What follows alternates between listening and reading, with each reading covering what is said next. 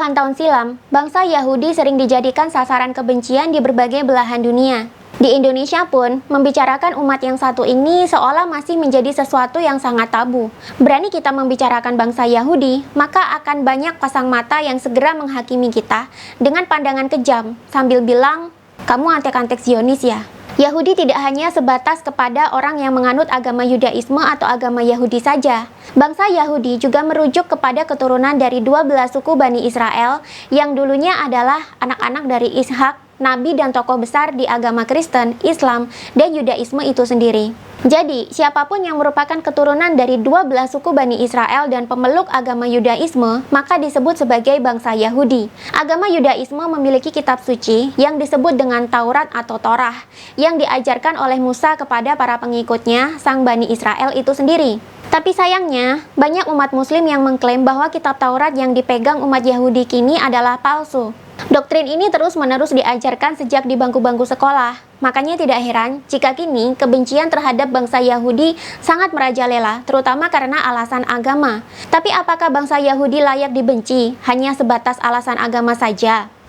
Kesibukan dan tuntutan hidup di zaman sekarang memang bikin kita mudah stres dan kehilangan jati diri kita sendiri. Meditasi dan mindfulness bisa membantu kamu untuk meningkatkan kesadaran hidup, bahkan menyembuhkan stres dan sakit segala loh. Tapi gimana caranya? Nah, di retreat ini kita bakalan belajar bareng-bareng soal ini. Dan kita retreatnya di Labuhan Bajo langsung loh. Seperti ini nih. Don't know what is real, no lie. Indah banget kan? Dan sensasinya beda karena selama retreat kita akan stay di atas kapal sambil menikmati pulau-pulau Labuhan Bajo yang indah. Tertarik buat ikutan? Langsung cek deskripsi di video dan daftar sekarang karena retreat ini terbatas untuk 22 orang saja. No, I don't wanna do this. Now I'm saying bye-bye. Time for me to let you go. Let you go. Bangsa Yahudi disebut-sebut memiliki sifat yang bengis dan kejam, suka berbuat curang, suka menipu, dan disebut-sebut akan memusuhi agama tertentu. Dan permusuhan ini tidak akan selesai sampai kiamat tiba. Ini biasanya terjadi pada doktrin Yahudi terhadap Kristen dan Yahudi terhadap Islam. Di agama Kristen, Yahudi diyakini sebagai umat yang bertanggung jawab atas disalibnya Yesus Kristus. Sedangkan di Islam, Yahudi diklaim akan selalu memusuhi Islam hingga kiamat tiba. Bahkan hingga kiamat dan bumi hancur pun, peperangan antara Islam dengan Yahudi akan terus terjadi dan saling bunuh-bunuhan satu sama lain. Doktrin ini terus-menerus diajarkan dari tiap generasi ke generasi, sehingga tanpa kita sadari, benih kebencian dan ketakutan terhadap umat Yahudi telah menjangkar dan tumbuh dalam pikiran bawah sadar manusia. Kebencian terhadap bangsa Yahudi juga semakin membara, karena setiap tahun konflik Israel dan Palestina terus meletus dan tidak kunjung menemukan titik perdamaian. Israel adalah negara tempat bangsa Yahudi kini tinggal setelah mereka mengungsi dari Holocaust besar-besaran yang dilakukan Jerman semasa Perang Dunia Kedua. Namun jangan salah, yang tinggal di Israel tak hanya umat beragama Yahudi saja, tapi juga ada umat Kristen, Islam, Druze, dan masih banyak lagi agama-agama minoritas lainnya. Tapi, berita yang sering merebak di Indonesia adalah perang Israel versus Palestina ini adalah perang agama. Padahal kenyataannya di lapangan tidaklah demikian. Yahudi dibenci karena dianggap sebagai bangsa yang kejam, karena terus memerangi bangsa Palestina yang dianggap mewakili Islam di sana. Yahudi dituduh membunuhi anak-anak, wanita, dan warga sipil lain yang ada di Palestina. Di mana ini tentu saja melanggar hukum perang internasional. Padahal kenyataannya, Hamas sendiri tak jarang terpergok jurnalis kerap menggunakan warga sipil sendiri, seperti wanita dan anak-anak, sebagai tameng perlindungan saat diserang oleh tentara-tentara Israel. Yang tentu saja, ini juga tidak dibenarkan dalam hukum perang internasional. Selama bertahun-tahun, stereotip bangsa Yahudi beredar di masyarakat sebagai bangsa yang kejam dan selalu memusuhi umat manusia lain. Padahal, tidak semua Yahudi seperti itu. Ini sama seperti halnya stereotip yang sering disematkan pada orang Jawa, kalau orang Jawa itu mistik dan klinik. Atau sama seperti stereotip orang Barat terhadap Islam, kalau orang Islam itu teroris. Padahal kenyataannya, tidak semua orang Jawa itu mistik dan klinik. Orang Jawa yang logis dan ilmiah juga banyak. Tidak semua orang Islam itu teroris. Orang Islam yang damai dan toleran juga banyak. Tapi karena stereotip yang beredar di masyarakat sudah terlanjur besar, tentunya orang-orang jadi mengira kalau Islam itu teroris dan Jawa itu mistis. Begitu pula dengan Yahudi. Stereotip negatif yang melekat pada bangsa ini sudah terlanjur tersebar luas dan mendarah daging selama bertahun-tahun. Ditambah lagi, seringkali doktrin-doktrin kebencian terhadap umat yang satu ini kerap dibahas dalam kajian-kajian agama atau bahkan pelajaran-pelajaran agama di sekolah. Yahudi dicap sebagai bangsa laknat yang penuh tipu daya, padahal tidak semua orang Yahudi begitu kan? Makanya jadi muncul istilah antisemitisme, di mana ini adalah sebutan untuk setiap upaya kebencian terhadap kaum Yahudi. Padahal arti kata antisemitisme sendiri tidak sesempit itu.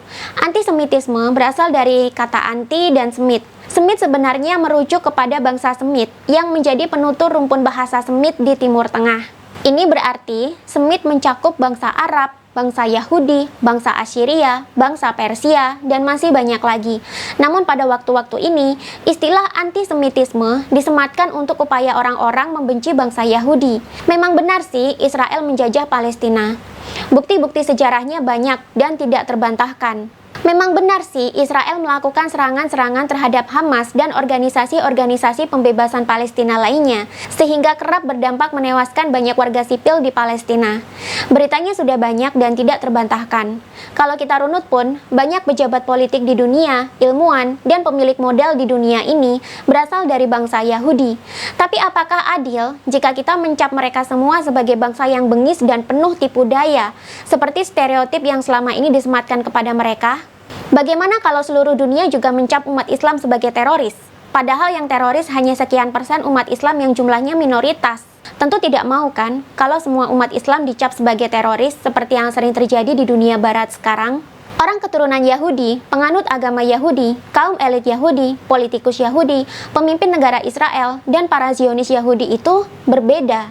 Mereka memiliki peranannya masing-masing di dalam dunia ini.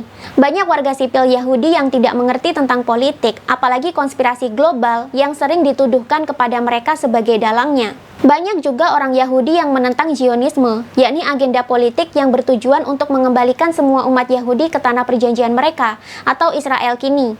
Banyak juga loh warga Israel yang menyerukan perdamaian dengan Palestina dan menginginkan dunia yang tentram dan damai.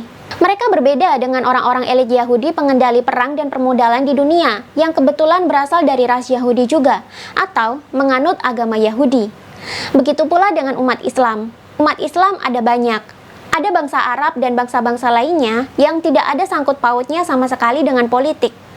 Tapi di satu sisi juga ada Hamas, ada HTI, ada ISIS, ada Ikhwanul Muslimin yang semuanya terlibat dalam politik dunia dan bahkan ada yang terlibat dalam terorisme global. Apakah warga sipil Islam sama dengan kelompok-kelompok teroris dan kelompok-kelompok politik radikal ini? Tentu tidak dong. Begitu juga dengan Yahudi atau ras-ras atau suku bangsa lain yang kerap mendapat stereotip negatif atau menjadi sasaran tindakan rasisme. Tidak semua orang yang termasuk suku bangsa tertentu memiliki karakter dan kehidupan yang sama seperti yang distereotipkan. Tapi tentu saja jika ada yang berusaha membuka mata orang-orang seperti ini, pasti banyak golongan orang yang tidak terima dan menuduh sebagai Zionis. Terserah aja deh. Sebenarnya kenapa sih umat Yahudi hingga kini menjadi sasaran kebencian paling besar? Rasanya tidak ada deh kebencian dan rasisme yang paling besar selain dialamatkan kepada bangsa Yahudi. Kebencian terhadap umat Yahudi sebenarnya sudah dimulai sejak 2000 tahun yang silam, saat bangsa Yahudi diusir oleh Romawi dari tanah Israel.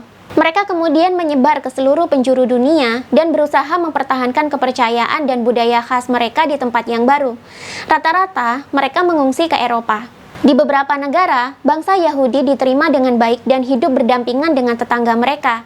Namun saat itu, masyarakat Eropa mayoritas beragama Kristen dan gereja masih memegang peranan sangat besar dalam kehidupan bermasyarakat dan perpolitikan di Eropa. Dalam agama Yudaisme, yakni agama bangsa Yahudi, mereka tidak mengakui bahwa Yesus adalah anak Tuhan. Sedangkan dalam kepercayaan Kristen, Yesus adalah anak Tuhan. Penyangkalan Yahudi terhadap keyakinan Kristen inilah yang membuat orang-orang Eropa menganggap Yahudi sebagai agama dan ras yang angkuh. Bangsa Yahudi jadi semakin terisolasi dari dunia luar.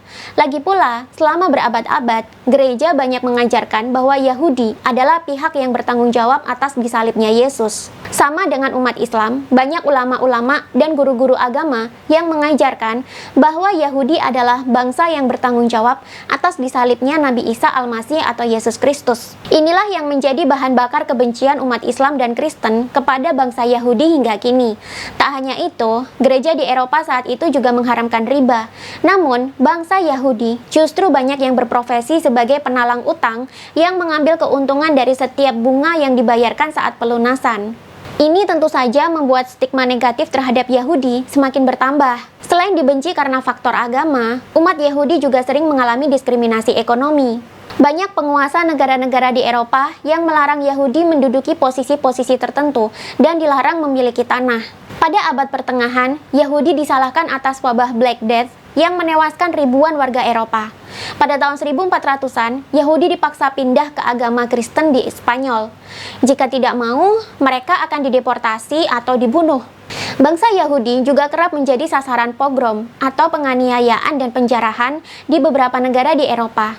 Ada aja alasan untuk membuat pogrom pecah dan menewaskan puluhan Yahudi saat pogrom, mulai dari alasan rasial, alasan ekonomi, dan masih banyak lagi. Tak jarang, paham antisemitisme juga menjadi ajang bagi para politikus di Eropa untuk mendulang suara rakyat.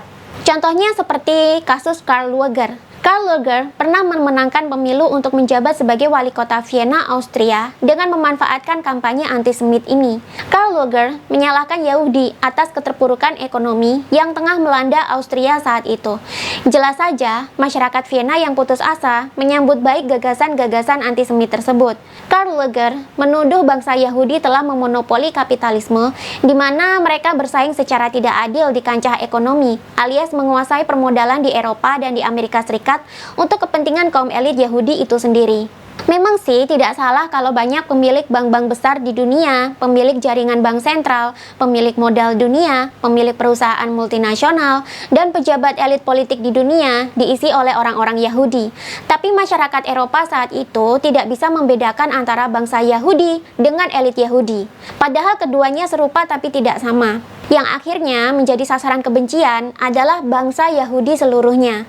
Tahun 1890-an juga beredar sebuah dokumen yang bertajuk Protokol Para Tetua Zion alias Protocol of the Elder Zion. Dokumen ini berisi semacam hasil pertemuan para tetua-tetua Yahudi yang sedang merencanakan konspirasi untuk menguasai dunia dari setiap lini, mulai dari segi politik, ekonomi, media massa, perang, hingga opini publik. Dokumen ini tentu saja menggemparkan karena dianggap tidak mewakili semua umat Yahudi yang ada. Bahkan komunitas-komunitas Yahudi di Rusia pun ramai membantah dokumen ini, sampai ke pengadilan segala loh. Namun, beredarnya dokumen ini justru makin dimanfaatkan oleh para calon penguasa untuk mendulang suara pemilu dengan memanfaatkan antisemitisme. Seolah-olah, dengan beredarnya dokumen tersebut, makin jelaslah rencana konspirasi bangsa Yahudi untuk menguasai dunia. Dan makin besarlah kebencian dunia kepada ras Yahudi. Padahal sekali lagi, elit Yahudi yang kini menguasai permodalan, perekonomian, dan perpolitikan dunia itu berbeda dengan ras Yahudi atau bangsa Yahudi, apalagi rakyat sipil Yahudi. Sama seperti umat Islam, teroris Islam tidak sama dengan bangsa Islam, walaupun keduanya sama-sama menganut agama Islam. Kebencian terhadap bangsa Yahudi paling besar terjadi semasa Perang Dunia Kedua, di mana waktu itu di Eropa terjadi pembantaian besar-besaran atau Holocaust terhadap bangsa Yahudi yang dilakukan oleh rezim Nazi Jerman.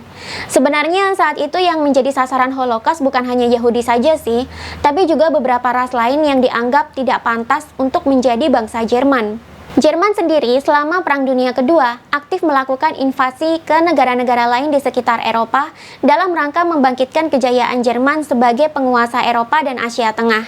Jerman sendiri saat Perang Dunia Pertama mengalami kekalahan dan menaruh benci yang sangat besar terhadap bangsa Yahudi. Pasalnya, setelah Perang Dunia Pertama usai, melalui Konferensi Versailles, Jerman mengalami tekanan untuk membayar biaya reparasi perang yang sangat besar kepada para pemenang Perang Dunia Pertama. Ketika Jerman mengetahui bahwa dalam konferensi tersebut diisi oleh sekelompok Zionis Yahudi yang membantu Inggris dan Amerika Serikat mengalahkan Jerman, maka tersulutlah kebencian Jerman kepada bangsa Yahudi. Yahudi akhirnya dianggap sebagai ras yang tidak tahu diri. karena sudah dikasih tempat tinggal yang layak di Jerman, tapi kaum elitnya malah membuat Jerman kalah dan terpuruk sendiri saat Perang Dunia Pertama. Ibaratnya, air susu dibalas dengan air tuba. Semenjak itu, kebencian terhadap Yahudi di Jerman terus meningkat. Politikus Yahudi dibunuh oleh oknum radikal sayap kanan di Jerman. Jerman juga mengeluarkan peraturan perundang-undangan yang mengeluarkan warga Yahudi dari posisi-posisi mereka di pegawai pemerintahan. Tahun 1935, Jerman mengesahkan Undang-Undang Nuremberg yang merupakan undang-undang rasisme terhadap Yahudi dan ras non-Arya lainnya di Jerman. Ras non-Arya yang waktu itu mayoritas terdiri dari Yahudi dianggap sebagai warga negara kelas 2 dan dilarang menikah atau berhubungan seks dengan ras Arya yang dianggap sebagai warga Jerman asli. Karena selama Perang Dunia Kedua, Jerman aktif menginvasi negara-negara di Eropa, maka kebencian terhadap Yahudi yang ditanamkan Jerman juga meluas ke negara-negara taklukan Jerman itu tadi. Dengan cara ini, pemusnahan Yahudi di seluruh Eropa bisa dilakukan. Selama rentang tahun 1941 sampai 1945 atau selama masa Perang Dunia Kedua, kebencian terhadap kaum Yahudi pun memuncak. Yahudi dari seluruh Eropa dideportasi ke ghetto atau kampung atau rumah susun khusus untuk tahanan Yahudi yang letaknya ada di Polandia, Jerman, Rusia, dan negara-negara Eropa lainnya. Mereka dikurung seperti tahanan dan diberi makanan dan minuman yang tidak layak. Pasokan air bersih sangat kurang, sehingga penyakit menular banyak menjangkiti orang-orang Yahudi yang ditawan di sana. Ribuan orang meninggal di dalam ghetto karena penyakit menular dan kelaparan. Bagi yang masih bisa bekerja, mereka disiksa menjadi budak di kamp-kamp pekerja. Jerman banyak membangun pabrik untuk mensuplai kebutuhan selama Perang Dunia Kedua. Yang anehnya, beberapa pemilik pabrik tersebut adalah orang Yahudi sendiri yang berasal dari kaum elitnya. Tahanan Yahudi yang tidak kuat bekerja akan disiksa. Bagi yang sudah sekarat, langsung dibantai oleh pasukan Nazi. Jutaan warga Yahudi yang ditahan di ghetto dan kamp-kamp konsentrasi lainnya dibunuh secara sistematis dengan cara dikurung di dalam kamar gas beracun. Mayatnya dikremasi dalam oven besar atau dibuang begitu saja dalam lubang kuburan massal. Selama masa Holocaust tersebut, sekitar 6 juta orang Yahudi tewas menjadi korban. Mereka adalah orang-orang Yahudi dari seluruh penjuru Eropa yang ditangkap Jerman dan dikurung dalam ghetto atau kamp-kamp konsentrasi yang kotor, kumuh, dan sempit. Mereka diperlakukan seperti binatang oleh tentara Nazi karena rezim Nazi sangat menganut ideologi rasisme dalam memimpin Jerman. Sampai sekarang, masih banyak orang yang tidak bisa membedakan antara bangsa Yahudi dengan elit Yahudi. Bangsa Yahudi semuanya sering dituduh sebagai bangsa yang berada di balik semua konspirasi politik dan ekonomi yang menjajah dunia ini. Bangsa Yahudi semuanya sering dituduh sebagai bangsa yang selalu memusuhi Kristen dan Islam. Padahal, tidak semua orang Yahudi menjadi elit yang berkonspirasi menguasai permodalan dunia dan mengendalikan politik.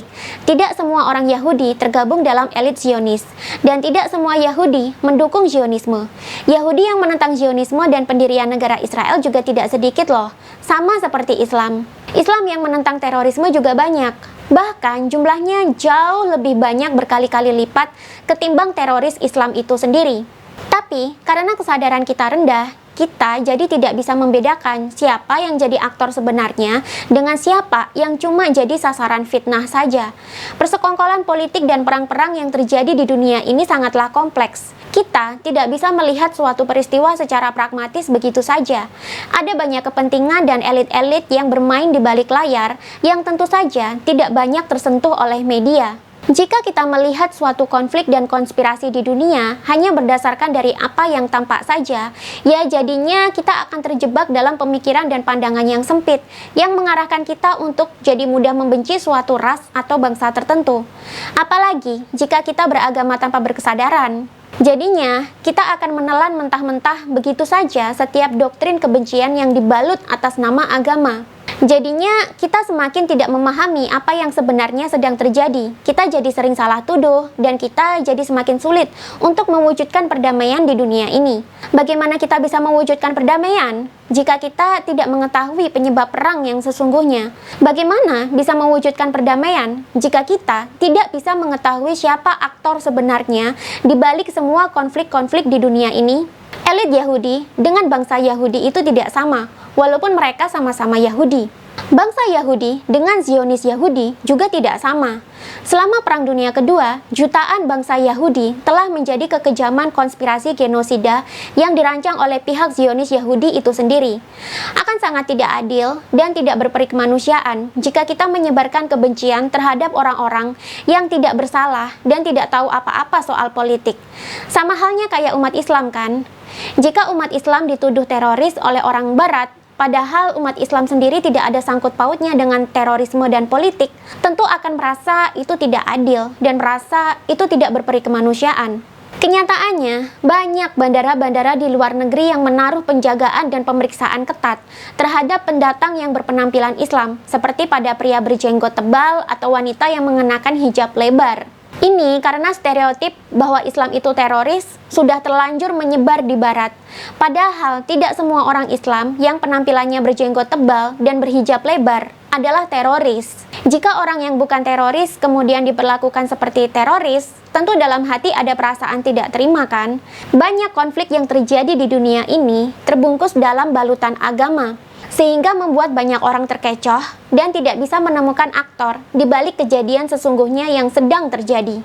Beragama tanpa berkesadaran hanya akan membuat manusia jadi mudah menelan mentah-mentah setiap doktrin yang membawa potensi pada perpecahan dan kebencian. Ini malah semakin menjauhkan dunia kepada perdamaian dan harmoni. Kesibukan dan tuntutan hidup di zaman sekarang memang bikin kita mudah stres dan kehilangan jati diri kita sendiri. Meditasi dan mindfulness bisa membantu kamu untuk meningkatkan kesadaran hidup, bahkan menyembuhkan stres dan sakit segala loh. Tapi gimana caranya? Nah, di retreat ini kita bakalan belajar bareng-bareng soal ini. Dan kita retreatnya di Labuhan Bajo langsung loh. Seperti ini nih. Don't know what is real, no lie. Indah banget kan? Dan sensasinya beda karena selama retreat kita akan stay di atas kapal sambil menikmati pulau-pulau Labuhan Bajo yang indah.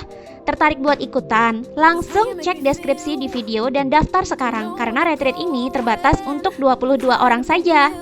No, I don't wanna do this. Now I'm saying bye-bye. Time for me to let you go. Let you go.